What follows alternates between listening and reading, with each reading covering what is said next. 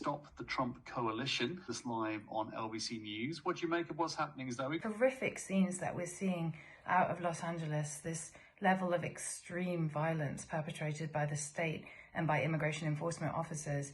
It's the inevitable outcome of a program of violent so-called mass deportations, this racist and divisive rhetoric that has fueled the Trump campaign from the very beginning. The outcome of that is, men and women being abducted off the street, kidnapped, black-bagged, dragged away by force by masked men into vans and disappeared.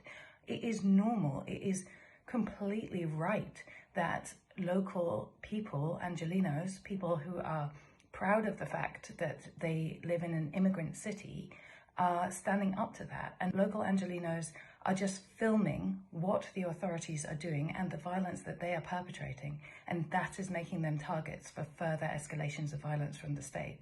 I mean, you could also say that the protesters are just stopping the law enforcement agents, ICE agents, as they're known in the States, from carrying out their lawful work.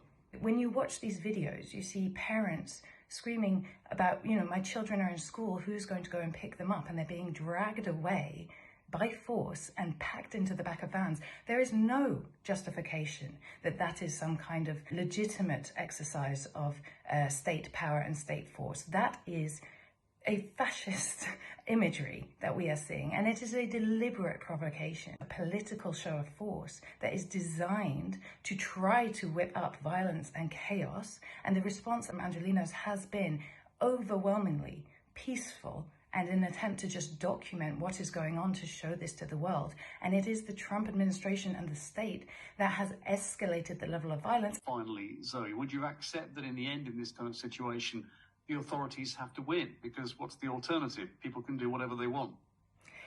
That's not at all the case. What we're talking about is, once again, masked gangs of men who do not show any identification, any warrant or anything, going into places like Home Depot and arresting members of staff and dragging them out into the street. People descending on ordinary people going about their grocery shopping in the supermarket. Like, we are not talking about anybody who's trying to keep law and order. We're not talking about protecting anybody from danger. We're talking about the state overstepping its reach on the back of racist, divisive, anti-migrant hatred and pursuing ordinary people as they go about their work, as they bring their children to school. This is not the protection of any kind of safety, law and order, or any kind of democratic values. This is an assault on people's well-being and their liberty. And what is right under those circumstances? The state is not always right.